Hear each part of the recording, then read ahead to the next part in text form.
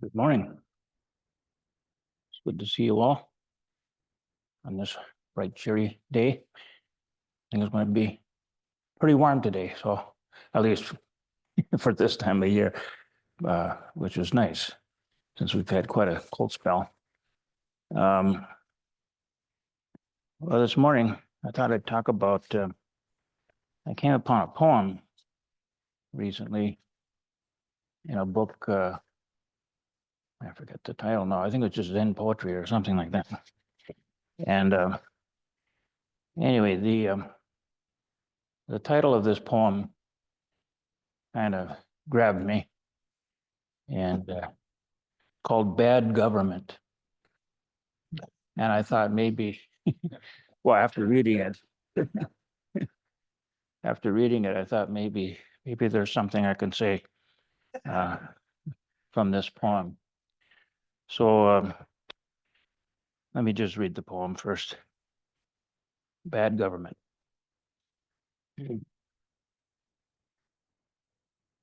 Sleet and rain, as if the pot were boiling. Winds whack like the crack of an axe. As an old man, an old man, at sunset, crept into my hut. He sighed as if to himself, these rulers, so cruel. Why? Tell me, why must they steal till we starve? Then slice the skin from our bones? For a song from some beauty, they'll go back on sworn words. For a song from some tart, they'll tear down our huts. For a sweet song or two, they'll slaughter 10,000 like me, like you. Weep as you will, let your whole clan go hungry.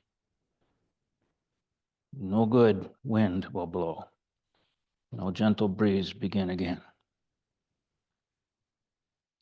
Lord, locust plague and bandit, barren bug, one east, one west, one north, one south, we're surrounded. So that's by see if I can, Kwan Siu. And this was written more than 1,000 years ago in China, on the other side of the globe from where we sit here. Over 1,000, over 1,100 years ago or so.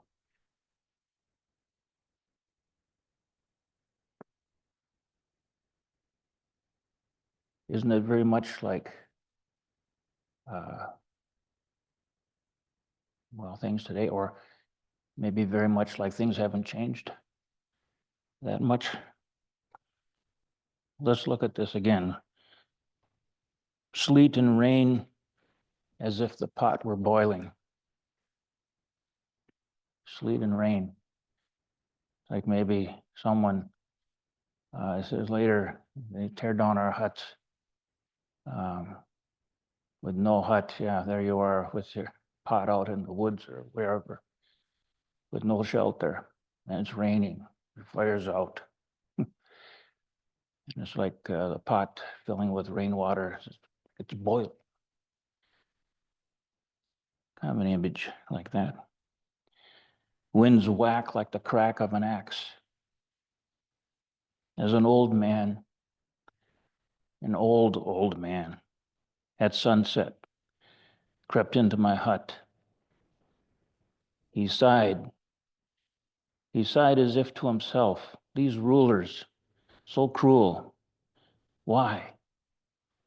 Tell me, why must they steal till we starve and slice the skin from our bones? For a song from some beauty, they'll go back on sworn words.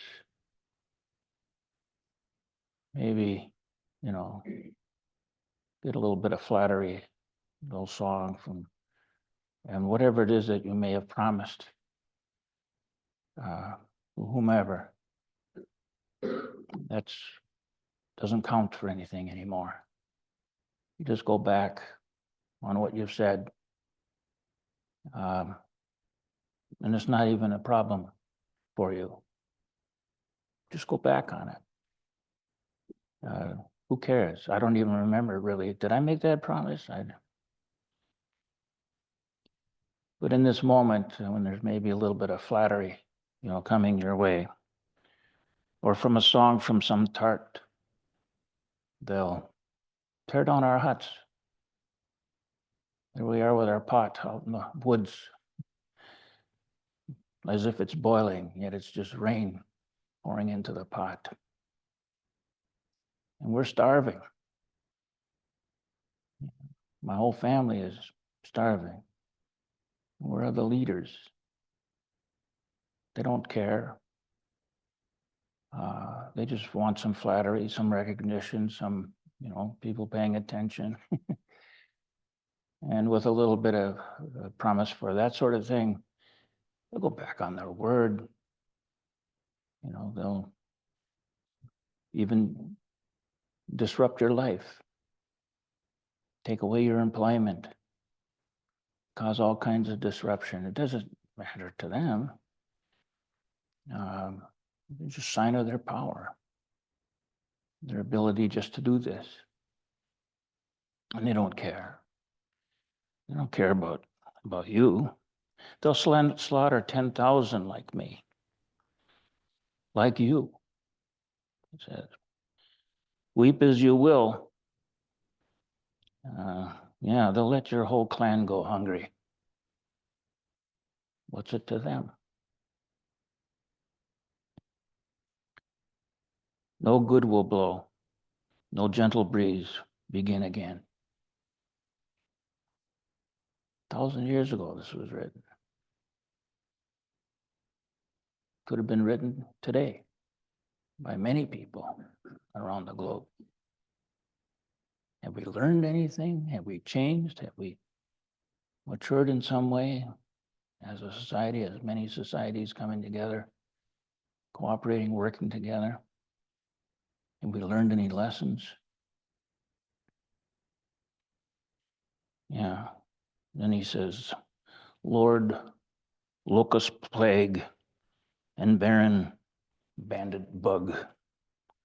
Yeah, one east, one west, one north, one south. We're surrounded. Yeah.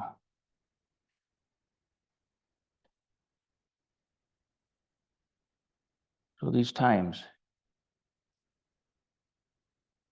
and when you read this, when I first read it, it was echoes of things so long ago, a different time, different place. So different from right here. But as I sat and kind of pictured how this was being written, where, and who was writing it, and what they were experiencing. And then just reflecting on what we experience today in the world, we feel like we've advanced in so many ways, but also we've advanced in our weaponry and all of this sort of thing. We've advanced, we could say advanced. Is that advancing? I don't know. We'll become more sophisticated. Our society is more complex and spread throughout the whole world now. We cover the globe, really, and even beyond the globe. So we've become very powerful. But have we really changed in any way where can we say where it really matters? You can just think about this. And if we feel like we need to mature or to change in some way, how will we do it? And are we going to do it collectively as societies? Or maybe universally, where we all come together in various cultures, languages, and that we speak, the way we think, resulting from the way we speak. All of this. Come together and cooperate. Get along. I was wondering what to call this talk. And when I realized I wasn't sure if I wanted to give a talk like this, but I thought maybe I should really. And using this poem that was given the title, it has the title here, Bad Government. I don't know if Quan Tsui, or Tsu, I don't know if he would have given it that title necessarily, but that's the title it had in the book. The translator, I have that here. J.P. Seaton is a translator. And, but here's the title, Bad Government. I thought, well, would I title my talk Bad Government? I don't think so. Maybe nobody would really want to listen. I don't know, maybe today people would want to listen.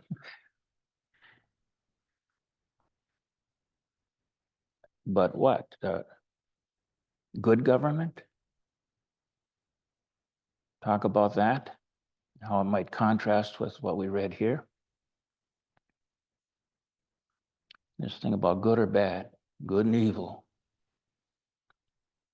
Hasn't this been kind of a plague for us, Lord Locust plague here? Hasn't this plagued us since as far back as we can reflect, remember?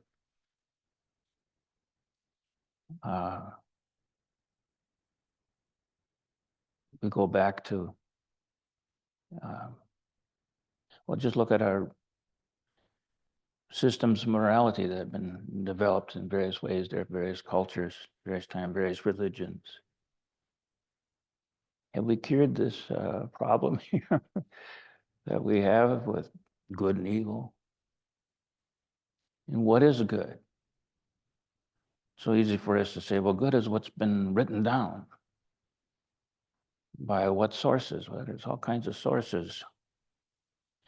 And maybe in general, in very general ways, we can agree on much of what we might call good. But remember the wise Chinese farmer who points out, who can say what's good or bad? But in our immediate experience, yeah, we can point to all kinds of things that I think are good, or it would be good if we could do this. And watch now how you're acting in regards to this, because you might not notice, maybe you're doing some things that others might feel are bad, even if you're doing it in a very calm and thoughtful way, with a sincere heart that you want to do good. Still, there might be others who don't see that as good, or might even, suffer the impact of that. Is this any different than the, what is it, the barren bandit bug, who acts in a way that, they want what's good too, but of course their focus is just on me. What's good for me, or maybe good for my clan, or something like this. Not really taking into account the whole, everything. So I don't know whether, if I call this good government, can I really say anything there? What about enlightened government? Would that work? Well, strictly speaking, there's no such thing as enlightened government. How could there be? What does it mean to govern, right? To control, to steer things in various directions? And of course, with the idea that it would be good if we could do good things. But again, what exactly are these good things? Where's the foundation of morality? The basis of morality? Is it in doing good? Again, there's confusion there. There will be, sooner or later, what is good. And we come together in groups and try to do something about that. Sometimes we do horrendous things. Other times, yeah, we do a lot of good in the world. Well, we do a lot of what? Well, maybe helping people not to starve, not to kill each other, not to be sickened by various diseases that we haven't been handling very well, and all sorts of things. So this is all very, very complicated. And how can you ever get to a point where you know you're doing the right thing, so to speak? Ultimately, that you truly are doing the good thing. And we can point to Baron Bandit Bug and was it Lord Locust Plague and say, well, clearly these are not good things. Yeah. What is it about them that we feel that way? Well, this is bad government, the way they're conducting things. You're here today too, not just these ancients or these imagined people that we put titles to or names to here. But right now in our own times, our own societies, what does it mean now then to do, is it good that we really need to focus on here? When, if we look carefully, you will see that in the end, yeah, maybe large swaths of us can agree this is a good thing. But then how to go about the way we're going to bring this along? We'll start fighting about that.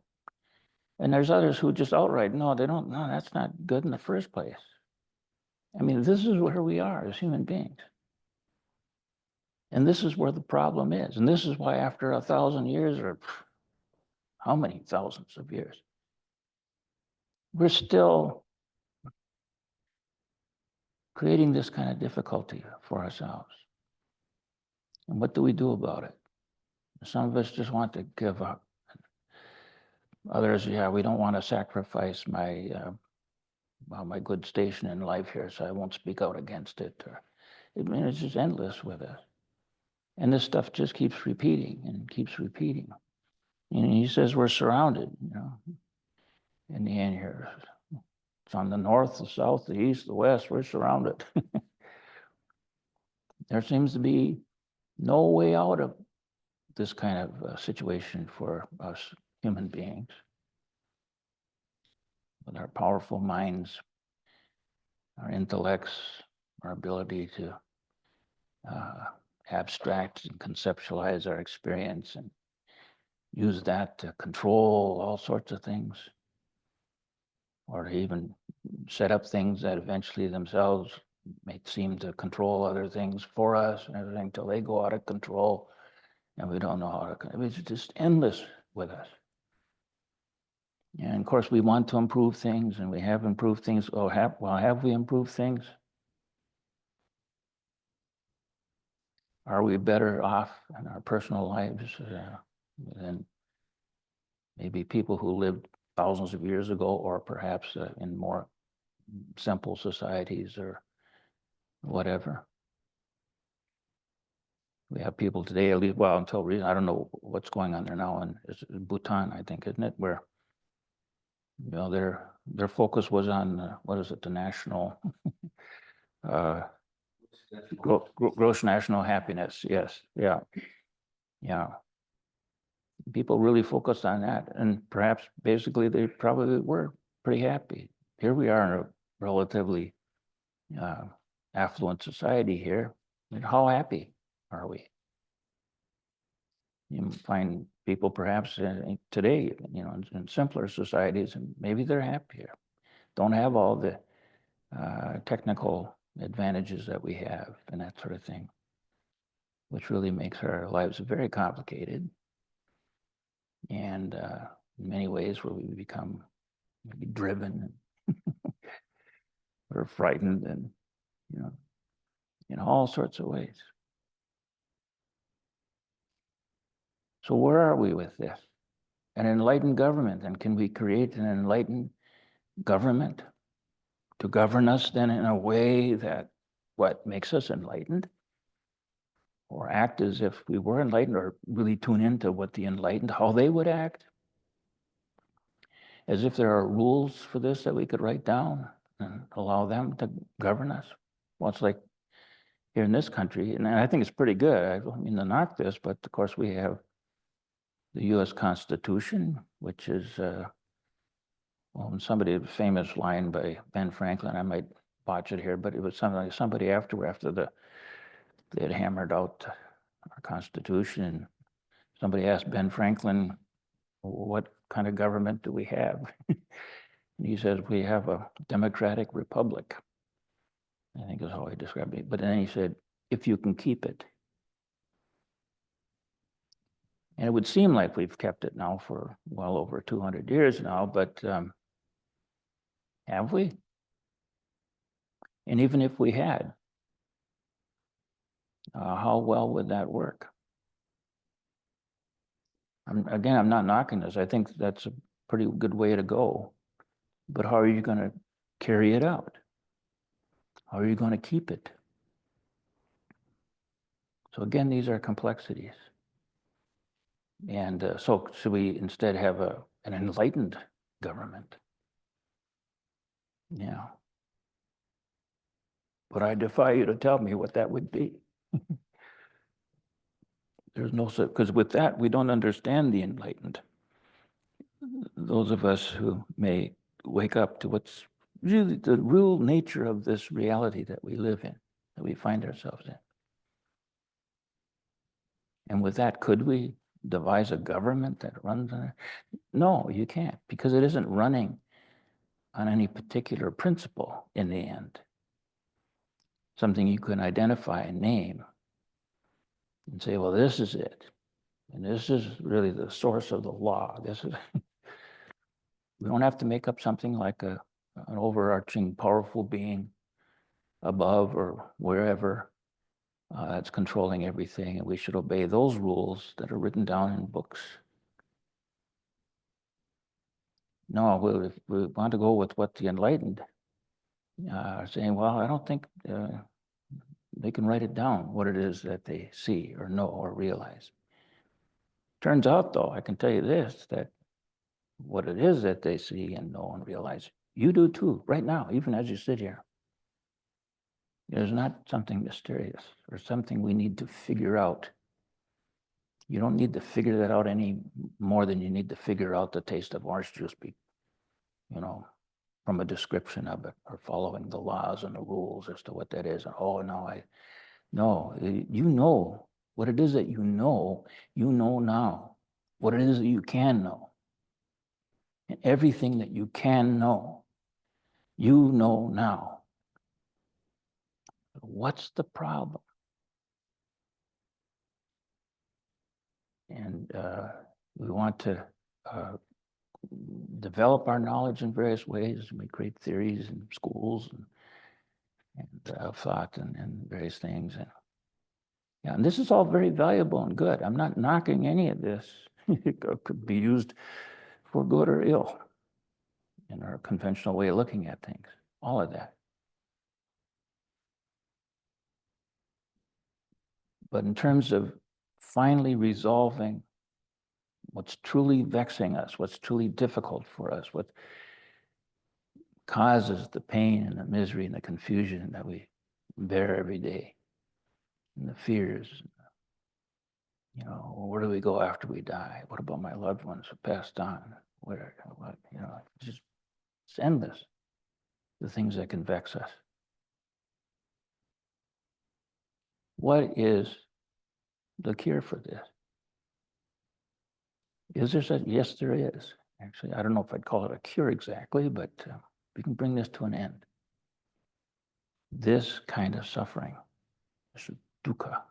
This is dukkha. A dukkha of, well, for confused existence. So what is it about the awakened?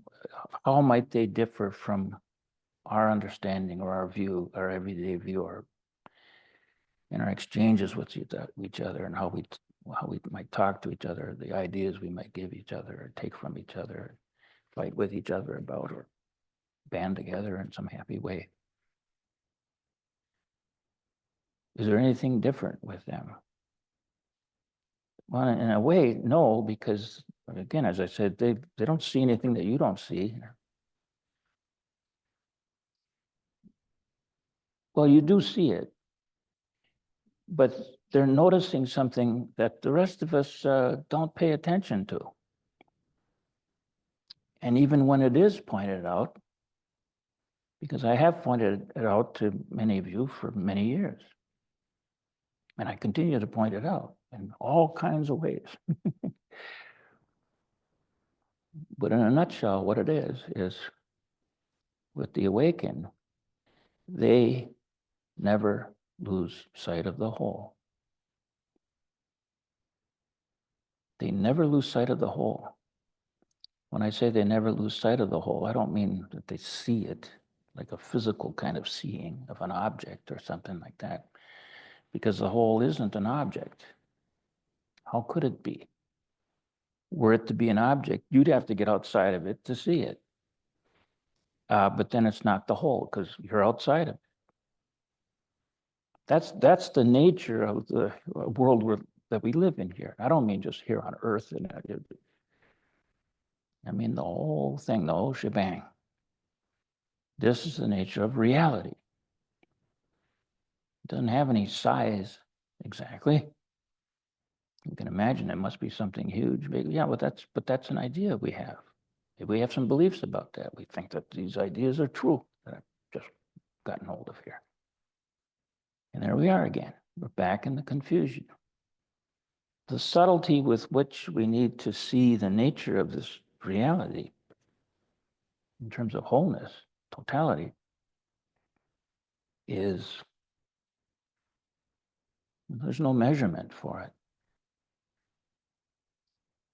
But, and again, this is not something you need to figure out. This is not something that you have to grasp as a concept or an idea or a belief or something like that. The Buddhas, the awakened ones, they don't believe in anything necessary. I mean, and that, of course, those of us who think that belief is something important and valuable and all this sort of thing, then it must seem a little vacuous then. They don't believe in anything. We're seeing that wrongly, because we could see that as well as just utter freedom. What you understand, your awakening, isn't tied to anything. It's not dependent on something else. Everything, you might notice is that unless we really wake up to this totality, everything else that we might have there to put in place, oh, I need this, I want this works for me, and all this kind of stuff. It leaves you dependent. It leaves you kind of wobbly, shaky. If that were taken away, or I can't find it again, or whatever it might be, it seems to fall apart. Well, that isn't really true after all. I found out after 20 years of following that, depending on something else, that is shaky ground. And the confusion and the pain, the suffering, the dukkha that we experience in our lives is that we're constantly reaching for something like that, something that then we will be dependent on. You don't need you're not dependent on anything. Your actual experience here isn't dependent on anything whatsoever. That is why, first of all, that's why you seem to be having something in the first place, like an experience. But it's also very freeing, utterly freeing, totally freeing. And it has moral aspects to it that will allow you to live in a decent way and on this planet with other people and other creatures in a very peaceful way, where we can allow the planet itself to heal. And well, there you are. But can we take this then and set up a government to run this way? No, we really can't. It's for each one of us to come to this realization yourself. The Buddha said, the last words, be a light unto yourself. Betake yourself to no external refuge. Hold fast to the truth. Look not to refuge to anyone, anything besides yourself. Of course, he's not talking about your little ego self here now. The true self is this totality. And it's a matter of just realizing that, waking up to that, noticing that this is all you've ever experienced all along. It's just this. And don't allow yourself to just slide off into this little narrow, egoistic view of me and what I want. Oh, I want to control all of them. I'll use them to get what I need over here. If you're one of these cruel leaders. And of course, then we can blame them. We can curse them. We'll maybe raise armies to fight against them. We are again. Or we can finally realize, yeah, that's how things we carry on. You yourself, for each of us, just me here, what exactly, don't even try to define that. But it's with this realization, this awakening to the whole, to totality. It's not a thing. In fact, get rid of the word whole or totality. Get rid of all the words. No word will ever capture it. But it is a matter of giving some attention to what is actually being experienced in this moment. And stay within that vicinity. Can anybody walk this path perfectly? So we have this idea that a person wakes up and now they're an enlightened person, and then they maybe can just march on to the rest of life as an enlightened person. It doesn't work that way. It's a matter of each moment, come back. Don't lose sight of the whole. That's what it is. First of all, when we finally really catch sight of it, of course, we always have sight of it, so to speak. But again, we don't recognize it. We don't give any attention to it because it doesn't register as a thing, as an object. It's still showing me over here looking at it. It's transcending that in a sense. No words really work here. But this is and how might we find, well, the best way, if you want to wake up to this, is don't go looking for something, because it's not enough. Don't try to figure it out. There's nothing to figure out here. It's like trying to figure out the taste of orange. You're not going to figure out the taste of orange juice. You don't need to. When you know it, no, it wasn't a matter of, reading a description of it. And, well, the same thing's here. I mean, you are having a true experience of reality all the time. How could you not be? That's all this ever is. That's all it ever was. But we keep looking for the thing we can get hold of, an idea, a thought, a feeling, something that'll make me feel safe and protected, or it'll be the answer to my dreams and all that. It's endless with us. We could just simply set those things down. Some of these things are useful. We'll pick them up, use them, in a limited way, and then set them down again. But don't lose sight of the whole. When we realize we've lost sight of the whole, now we're back in kind of this ordinary reality where things are assailing us. And once you start getting a taste of this, you don't have to spend much time there anymore. And just make this effort to not lose sight of the whole. Well, I probably have talked too long already, so maybe I better stop. Any questions or comments? Yes. Are you John? Okay. I was trying to learn your name. I heard. Yeah, I just want to make sure that, Steve, that I right? got that right. I'm Steve. Yeah. All right. Hi. Hi. It's like that's why I'm having trouble with myself as far as trying to figure out myself, as far as not judging people, because I've been doing that. I've been catching myself judging.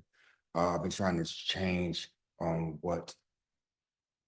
how people look at me, and I can't do that. I gotta focus on what I can do is right for myself, and me trying to change the government or wherever, it is what it is. You just do your best you can do as far as a living being. Do your, you know what I'm saying, be who you are, love one another, and go from there. And I'm just loving, you know what I'm saying, loving myself as far as loving who I am. And anybody has a problem with that, then okay, it's like I can do with that, but still be myself. Yeah, just, So that's all. yeah, yeah. Well, just live your life and again, try not to lose sight of wholeness. And don't be too bothered by trying to impress anybody or worrying about what people might think of you or any of these things. These things really aren't important. Once in a while, they could enter into some situation that, you know, but basically, these things don't really matter. You can't control that anyway. Exactly. Yeah. So, Thank you. yeah, thank you.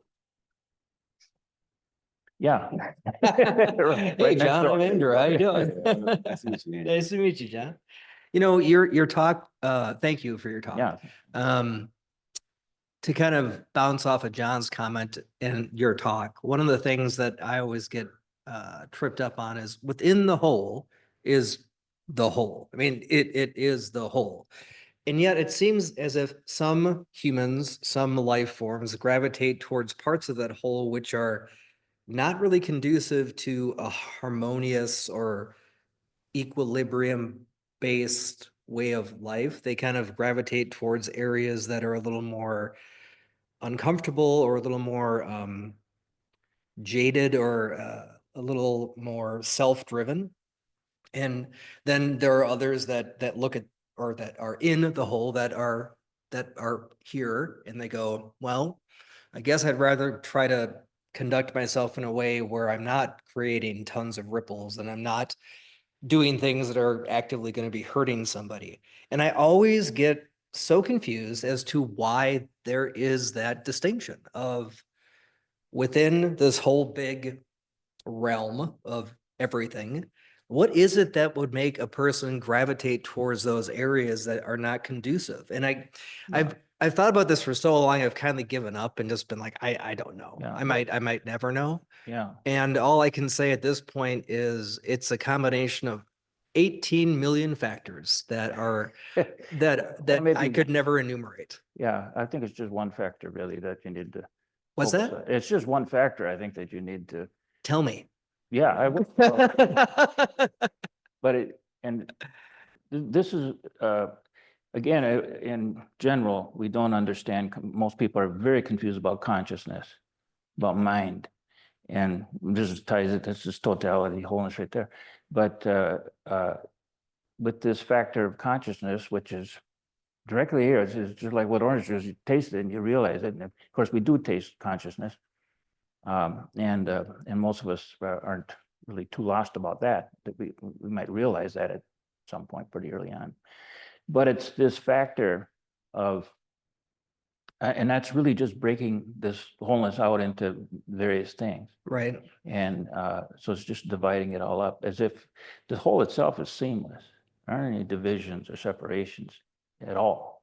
It was, again, it's not even an object. It doesn't separate itself from anything. It's totality. And, but there's this aspect of it, which is fracturing things out into this and that, the appearances of this and that.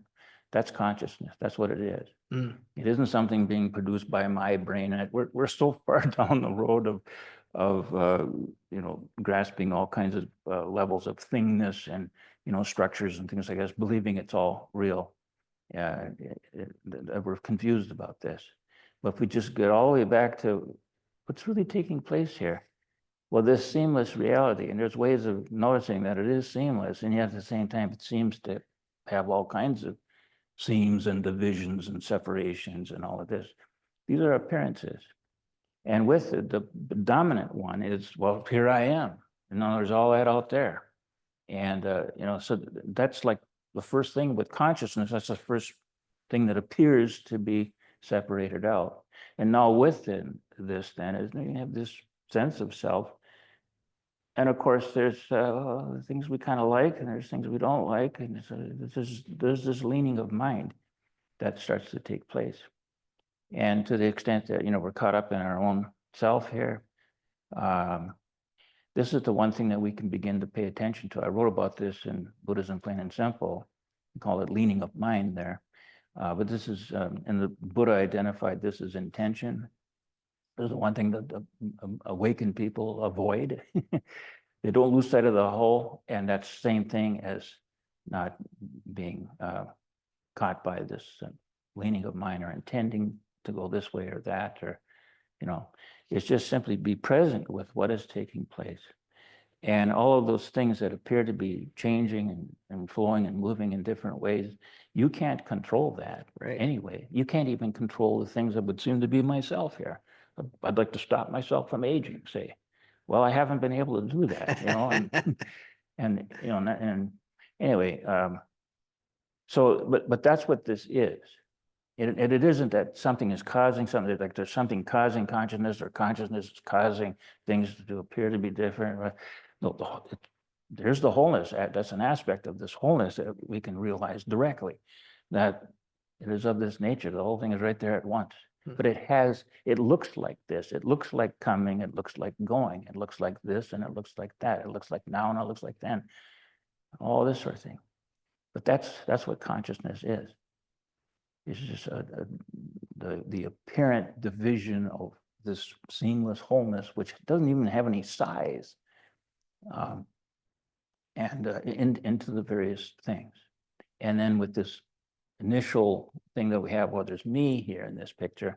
Yeah, now there's things I kind of like, and there's things I don't. And we start acting out of this and building systems, to accommodate this or to fight against that. And that's the thing to be watching for. And rather than trying to make yourself go a certain way or be a better person or do all of this, these are fine things, well, they may be, they may not be, but the thing is, what the awakening have learned to do is just watch that leaning mind. And when you can find that's not that difficult to find. You realize you're trying to bring about these results, or that's what these bandit bug rulers, are like, that they're trying to control everything. That's the bad government we see today. It's from people trying to, force this or force that. Though we can come together because we aren't all awakened. Yeah, we do probably need some laws, and a democratic government is a republic is very good in this way, because we do need the republic, okay, because we need the laws, and the democratic way of arriving at this, we're kind of by agreement. And very often, well, maybe always, I don't know, when it's thrown out there to everyone, and then we can all vote. Generally, the choices made are the wise ones, But you yourself as an individual, you can only go so far with that. Don't push it too hard. You can offer your opinion or your thoughts on this or that. That's fine. But to demand and try to steer it and make it go the way I think, or band together with the few you might gather around you who think the same way about this issue. You might discover you don't agree about everything, though.